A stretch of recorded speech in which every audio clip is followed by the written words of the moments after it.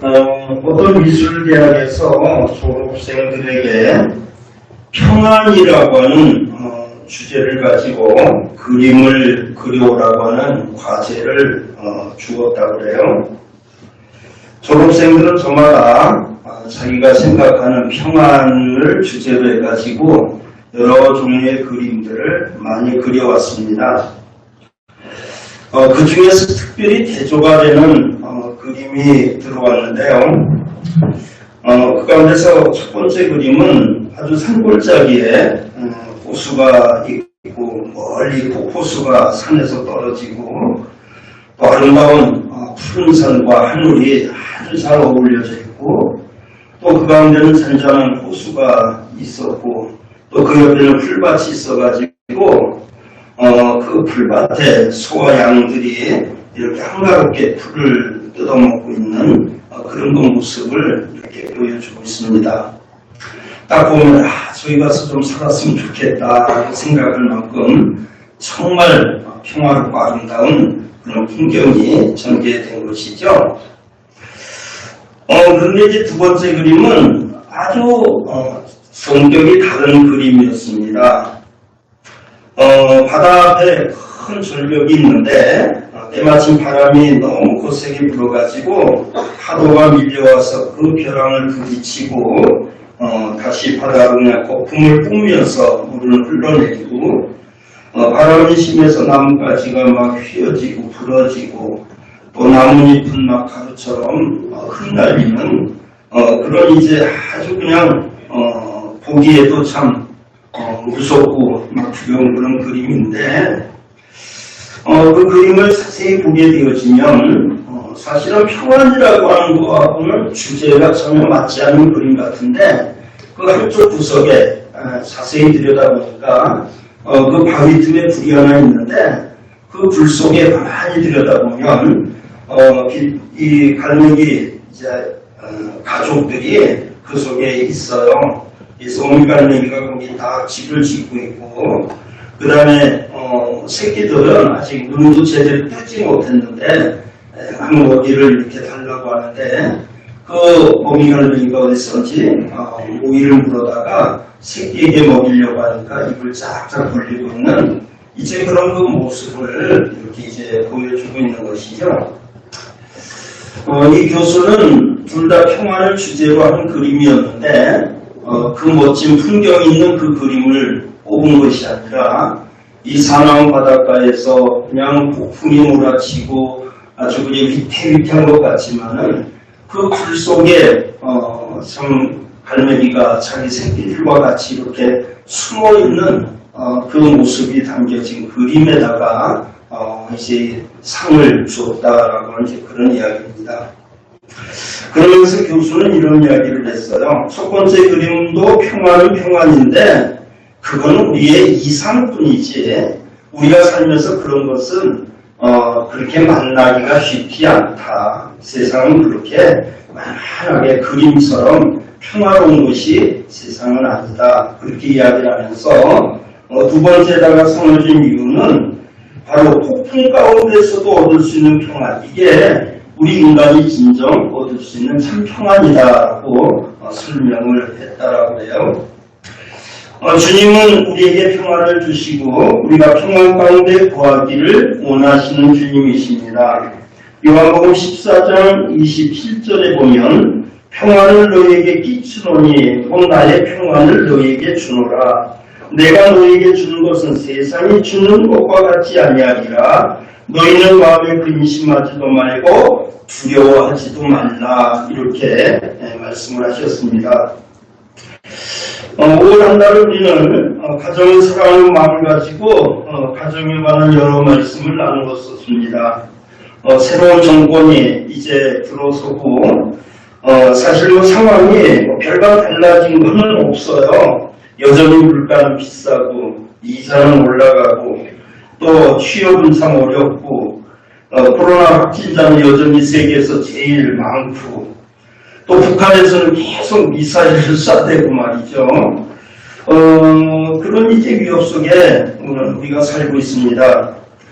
달라진 것은 전에는 정체를 알 수 없는 발사체를 쐈다 그랬는데 이제는 뉴스에서 나올 때마다 다들 미사일 뭐를 쐈다 이렇게 그 쏜 것에 대해서 분명히 얘기해 준다고 하는 게 아마 좀 달라진 거 아닐까 싶네요. 어느 뉴스 앵커가 정권이 달라지고 나니까 뉴스를 전하는 참 저의 마음이 많이 편합니다. 이런 이야기를 해요. 전에는 마음대로 하고 싶은 말을 못했었던가 보죠. 뭐 그런 이야기를 하더군요. 진정한 행복이라고 하는 것은 내적인 그런 평안이 이루어진 사람에게 오는 것으로서 오늘 이 시간 본문 말씀 가운데서 한나가 이런 이야기를 하죠. 나는 마음이 슬픈 여자라 이렇게 말합니다. 어디 한나분이겠어요. 요즘 뭐 사람들 한번 이야기하십시오 그러면 슬프다라고 말하는 사람이 굉장히 많은 것 같아요. 참 슬픈 사람들이 많습니다. 그렇죠? 그래서 정말 이 한나라고 하는 여인을 통해서 어떻게 저가 슬픔을 이기고 참 평안을 이루어서 성공적인 삶을 살 수 있었는지 말씀을 통해서 오늘 함께 은혜를 나누고자 한 겁니다. 한나라 살던 시기는요, 영적으로 굉장히 암울한 시기였습니다. 당시 엘리 제사장이 이스라엘의 사사로 일하던 때였는데 그때 영적으로 감각이 굉장히 무딘 제사장이 그 당시에 이렇게 이스라엘 백성들을 다루고 있었어요. 그래서 더군다나 엘리 제사장도 그렇거니와 그 아들들이 이제 뒤를 이어서 제사장들이 됐는데 그 홈리와 빌라스 엘리 제사장의 두 아들은 천하의 망나니였어요. 그래서 그 백성들이 생각할 때 뭐 제사장 저 엘리 제사장도 그냥 그렇고 더군다나 저 자식들을 보니까 뭐 미래가 암울한 거예요. 저놈들한테 어떻게 내 영혼을 맡기겠나 싶어가지고 굉장히 참 암울한 마음을 가지고 있었습니다. 그런 시대에 한나라고 하는 한 여인이 엘가나라고 하는 사람과 결혼을 했습니다. 결혼을 했는데 그 결혼 생활이 처음에 결혼할 때는 다 누구나 행복하고 싶어서 결혼하잖아요. 그죠? 그런데 그 결혼이 그렇게 행복하지를 못했어요. 순탄하지를 못했어요. 그것은 결혼한 지 여러 해가 됐는데도 불구하고 그들에게 자식이 없었기 때문인 겁니다.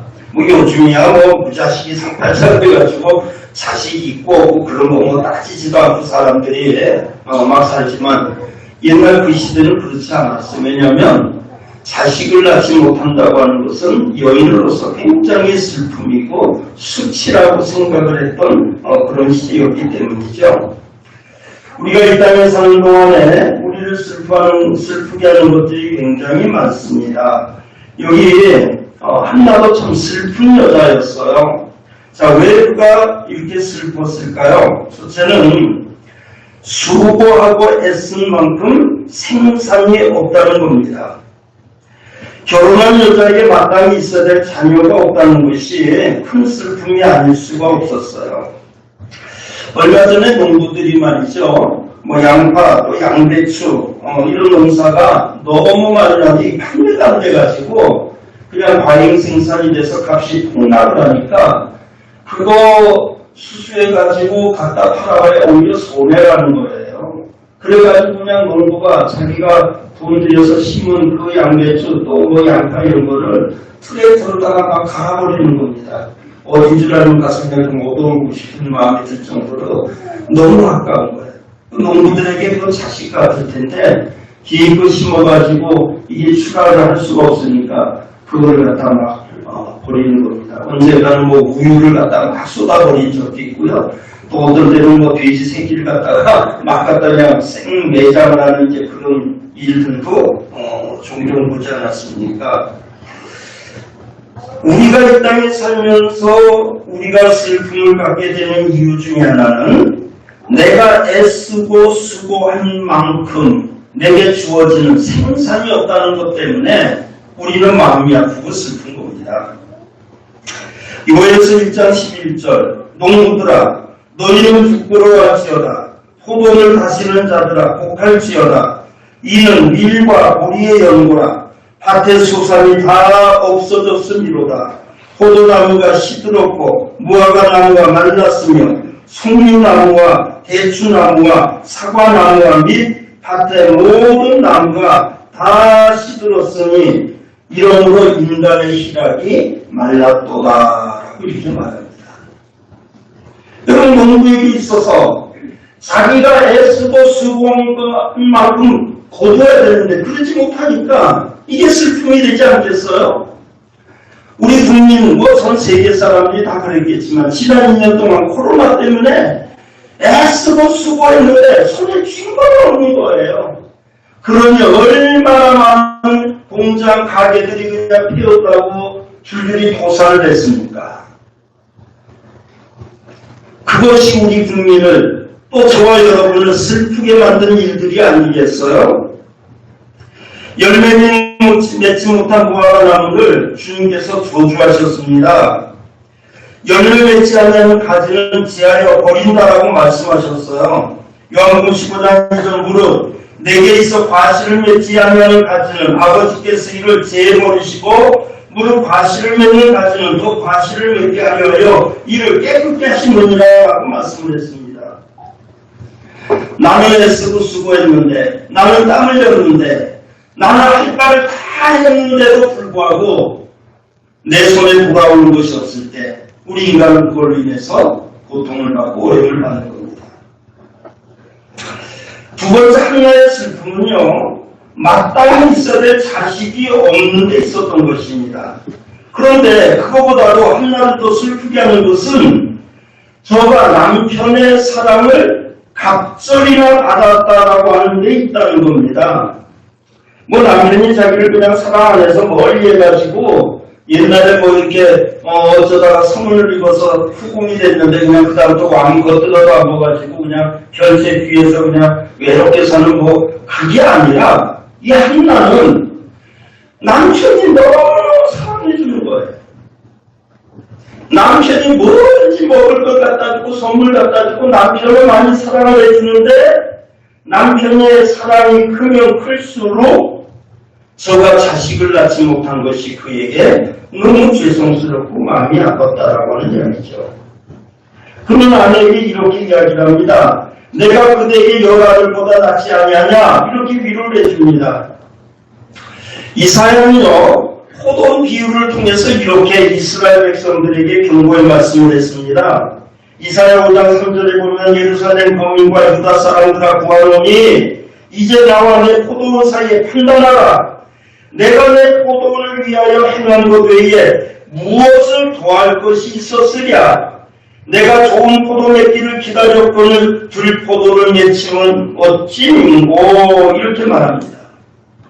이사야는 이 비유를 통해서 한 농부가 포도원을 만들고 거기에 극상품 포도나무를 심고 그 다음에 온갖 그냥 비료와 거름을 주고 가꾸고 애를 썼는데도 불구하고 나중에 열매가 맺었는데 들포도를 맺었다는 거예요.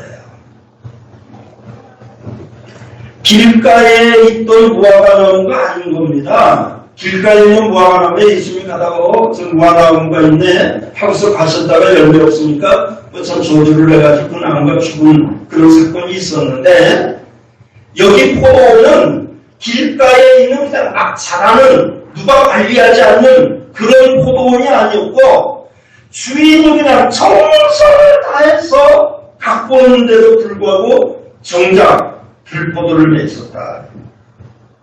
나중에 뭐라고 말합니까? 내가 그 포도원을 짓밟겠다라고 경고의 말씀을 드리지 않습니까? 저나 여러분도 마찬가지죠. 우리가 하나님께 받은 사랑이 얼마나 크고 귀합니까? 사랑하다 못해 독생자 예수 그리스도를 우리에게 주어서 십자가에 못 박혀 죽게 하심으로 저와 여러분을 구원해 주셨잖아요. 그런데 마땅히 저와 여러분에게 맺혀야 될 열매를 제대로 맺지 못할 때 우리는 그만 슬픈 사람이 될 수밖에 없다라고 하는 겁니다. 내가 왜 지금 이렇게 마음이 아프고 왜 이렇게 슬플까? 그것은 주님께 받은 은혜가 큰데 그 은혜를 보답지 못한 것 때문에 우리 마음이 아프고 슬플 수 있다는 것을 기억해야 될 것입니다. 한나가 지금 맞이한 슬픔이 그런 슬픔이었다는 거죠. 그 다음에 한나의 마음을 슬프게 하는 것은 저가 성태치 못하는, 아이를 낳지 못하는 원인이 하나님께 있다는 거예요. 본문 5절 말씀에 보면요, 여호와께 성태치 못하게 하셨다. 6절에도 여호와께서 성태치 못하게 하셨다. 이런 말씀이 있습니다. 어떻게 보면 인간이 이 땅에 사는 동안에 하나님께 외면당하고 버림받는 일처럼 슬픈 일이 어디 있겠습니까? 사람은 버릴 수 있어요. 부모는 버릴 수 있어요. 그런데 마지막 하나님까지 나를 버렸다라고 하면은 인간은 더 이상 어디 기댈 데가 없어요. 시편 3편 1절에 다윗이 그 아들 압살롬을 피할 때에 지은 시 여호와여 나의 대적이 어찌 그리 많은지요.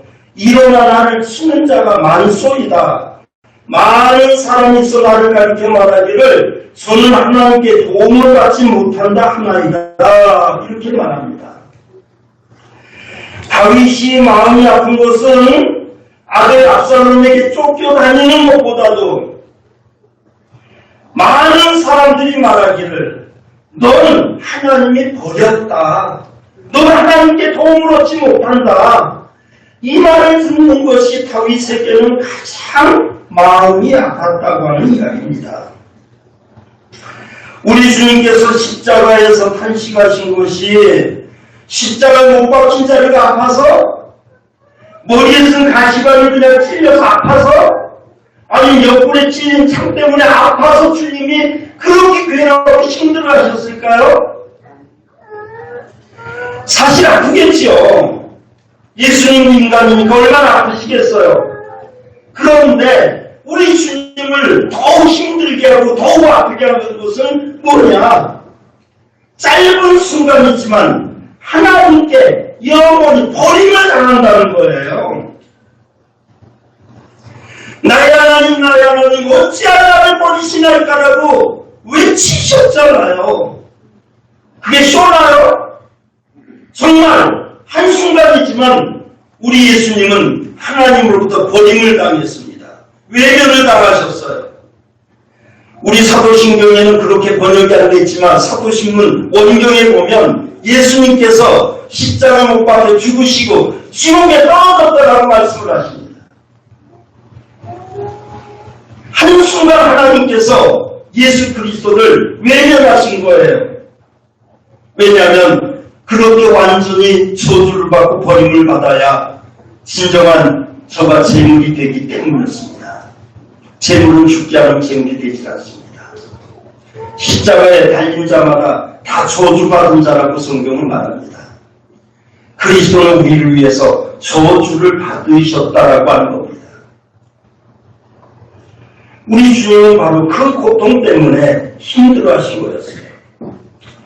욥이 당한 고통 중에 가장 큰 고통은 자식이 한꺼번에 10명이 죽은 것도 아니고 또 재물이 다 없어진 것도 아니고 종들이 다 죽은 것도 아니고 부인이 욕을 하고 저주하고 떠나는 것도 아니라 많은 사람들이 너는 하나님이 치었다라고 하나님이 너를 버렸다라고 너는 하나님께 저주받은 것이라고 그의 다정한 친구들이 와서 욥을 욱박지르는 그것이 욥에게는 가장 큰 고통이었습니다.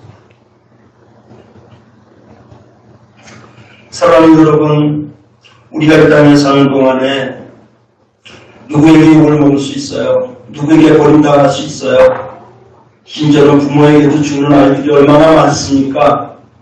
그러나 우리에게 하나님이 끝까지 계신다면 여러분 절대 여러분 낙심하지 마세요. 하나님이 마지막 우리의 생의 보루가 된다면 그 자체로 우리는 만족해야 됩니다. 한나가 슬픈 것은 아이를 갖지 못하게 하는 원인이 하나님께서 선택치 못하게 했다라고 생각을 하니까 그게 마음이 아픈 거였어요. 그래서 슬픈 여자가 된 것이었습니다. 또 한나를 슬프게 하는 것 중에 하나는 함께 사는 분인나라고 하는 이 여자가 그를 격동시켰다라는 겁니다. 3일상 1장 6절 그대저 분인나가 그를 심히 격동하여 번민케 했다. 또 7절에 보니까 분인나가 그를 격동시킴으로 그가 울고 먹지 않았다라고 말합니다. 16절에 내가 지금까지 말한 것은 나의 원통함과 격동됨이 많음을 인함입니다. 또 10절에 보면 한나가 마음이 길어서 여호와께 기도하고 통곡을 했다 이렇게 말합니다. 분인나를 가장 힘들게 한 것이 먼 뱃사람, 전혀 모르는 사람, 무슨 적국에서 누가 와가지고 한나를 힘들게 한 게 아니라 한솥밥을 먹고 같은 집에서 사는 여인에게 저가 계속 조롱을 당하고 고통을 당하는 거였어요.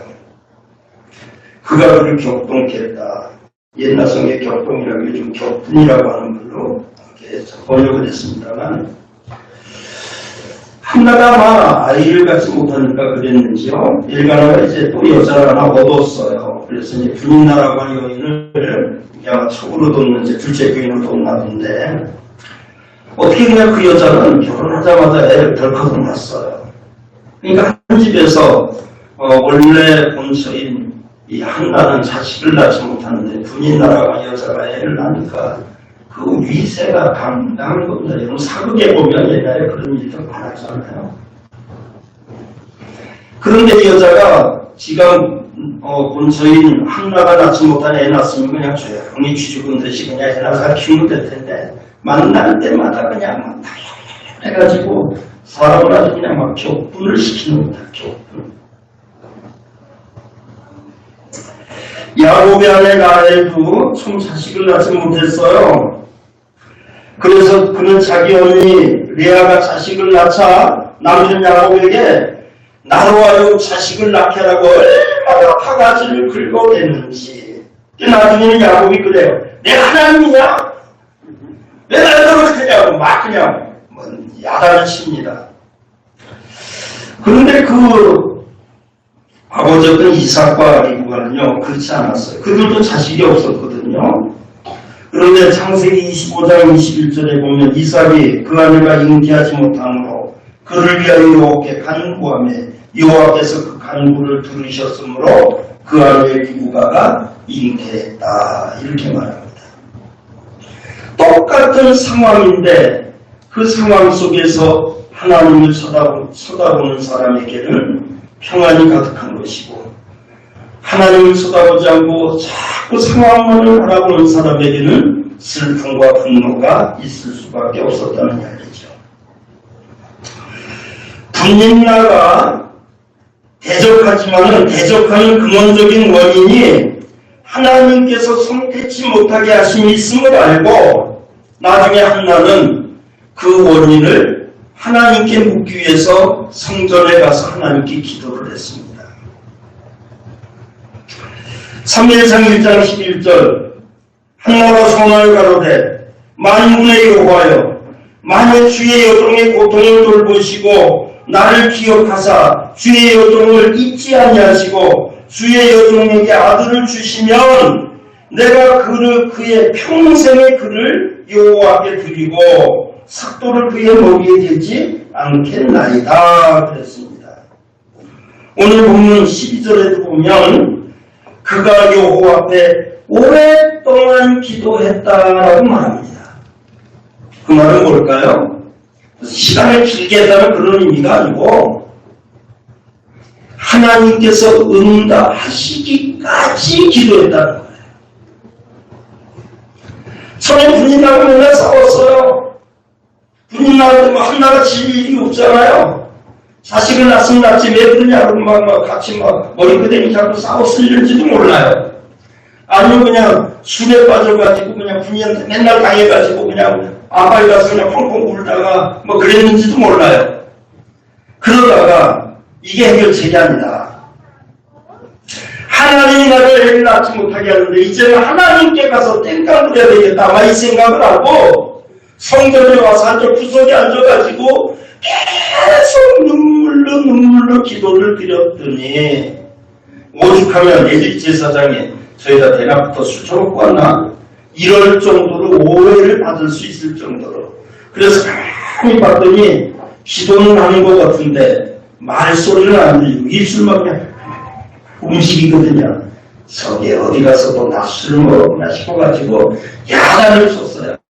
야 이 여자야 왜 대낮에 술 먹고 와가지고 이게 뭐하는 짓이냐고 막 야단을 쳤더니 그가 말하기를 지사장님 제가 술 취한 것이 아니라 내 마음이 너무 아파서 지금 하나님께 내 마음을 아뢰는 겁니다. 이렇게 말하면서 2차, 2차 자기 얘기 있던 일을 쭉 얘기를 하니까 엘리 제사장이 얼마나 미안해요. 기도하는 여자에게 그냥 술 먹었다고 난리를 쳤으니 그래서 하나님께서 내게 평안을 주시기 원하노라고 간절히 그를 위해서 기도해 줬는데 그 이후로 성경은 뭐라고 말합니까? 그의 얼굴의 기색이 슬픈 기색이 없어졌다라고 말하지 않습니까? 저가 하나님 앞에 오랫동안 기도했다고 하는 말 시간적인 얘기가 아니라 포기하지 않는 기도의 자세를 말하는 것입니다. 쉬지 말고 기도하라고 하는 것이 정말 기도를 그냥 숨도 안 쉴 정도로 계속 하라는 뜻이 아니잖아요. 우리가 하나님 앞에 기도할 때 그런 마음을 가지고 기도해야 될 것입니다. 인생 이 땅에서 당하는 대부분의 모든 일은 기도하는 것으로서 사실은 거의 다 해결할 수 있음에도 불구하고 기도하지 못하기 때문에 우리가 그 문제 해결을 하지 못하는 겁니다. 그래서 복음성가 가사도 그런 게 있잖아요. 기도할 수 있는데 왜 낙심합니까? 기도할 수 있는데 왜 절망하십니까? 성경은 말합니다. 내가 주목하는 것은 기도하지 아니하기 때문이라고 말합니다. 우리는 기도하고 그리고 기대하면 그리고 기다리면 그 다음에 역사는 누가 하셔요? 하나님이 행하시는 겁니다. 기도하지 못하는 사람들의 공통적인 변명이 있어요. 아유, 내가 기도하지 않아도 하나님이 다 아시는데 기도하지 않아도 하나님이 다 아시는데 꼭 기도해야 되냐? 물론 하나님이 다 알아요. 여러분 기도하려고 하나님이 뭐가 필요한지 뭐가 있어야 될지 모르는 거 하나도 없어요. 그럼에도 불구하고 하나님께서는 기도라고 하는 그릇 속에다가 선물을 담아주시기를 기뻐하십니다. 우리가 하나님 앞에 기도하면 하나님 뒤에 이렇게 숨기고 있던 선물을 다 담아주시는 분이셔요. 기도하지 않고 백날 손날 쳐다만 봐도 하나님 그거 주시지 않습니다. 하나님 반드시 기도라고 하는 도구, 기도라고 하는 바구니를 통해서 당신이 주실 것을 베푸시는 하나님이신 것을 여러분 꼭 기억해 주시기 바랍니다. 한나는 오랫동안 기도했습니다. 그 기도는 사람에게 들리지 않는 작은 소리였습니다. 엘리 제사장도 들을 수 없는 소리였지만 그의 흐느낌, 그의 입에서 나오는 단어 한마디 우리 하나님께서는 다 기억하셨어요. 그는 말하기를 나는 하나님께 내 심정을 통하는 것뿐입니다 라고 말합니다. 히스기야가 기도했더니 선지자에게 가서 말하라 하면서 그가 와서 이야기하기를 내가 내 기도를 들었고 내가 내 눈물을 보아노라. 그래서 한 번 기도했더니 15년 생명이 연장이 됐어요. 괜찮잖아요. 제가 늘 얘기하죠. 히스기야가 욕심이 없었어. 15년 내가 살기라 했을 때 나가자마자 또 땡깡을 부리면서 쨍쨍합니다. 하나님 15년이 뭡니까 하고 땡깡을 부렸더라면 아따 또 우리다 30년 더 살리고 문하세 그놈 그냥 12살 때 왕이 돼가지고 개망난이처럼 왕 노릇을 했는데 그거 조금 더 키워가지고 철들 때쯤 왕이 됐더라면 어쩌면 히스기야 왕보다도 더 멋지고 훌륭한 왕을 이스라엘 역사에서 우리가 만날 수도 있었지 않았을까라고 하는 그런 아쉬움을 가져봅니다. 사실 엘리는 영적으로 둔한 사람이었어요. 엘리 제사장은 사람에게 큰 감화를 주지 못하는 제사장이었습니다. 그러나 엘리 제사장의 입을 통해서 나오는 말은 엘리 제사장의 말이 아니라 하나님의 말씀이었습니다. 엘리 제사장으로부터 하나님의 말씀을 받은 한나는 그 시로부터 마음의 평안을 얻게 된 것입니다. 18절 말씀 이르되 당신의 여종이 당신께 은혜 있기를 원하나이다 하고 가서 먹고 얼굴에 다시는 근심빛이 없더라 그랬습니다. 여러분 한나가 기도하고 집에 갔다고 해서 갑자기 뭐가 달라진 게 아닙니다. 집에 가니까 부인나가 아유 형님 어디 다녀오셨어요? 형님 늦어서 걱정했어요. 밥줄 하나씩 밥 드세요. 그렇게 한 게 아닙니다. 환경이 달라진 게 아니에요. 여전히 부인나는 할 일도 없는 년이 뭐 이렇게 돌아다니냐고 아마 그냥 바가지를 긁었을 만도 하고 별소리 다 했겠죠. 그런데 더 이상 부인나의 그 격동시키는 그 말들이 더 이상 이제는 한나에게 문제가 되지 않았다는 겁니다. 부인나는 여전히 똑같이 쫙 했는데 한나의 마음이 달라진 거예요.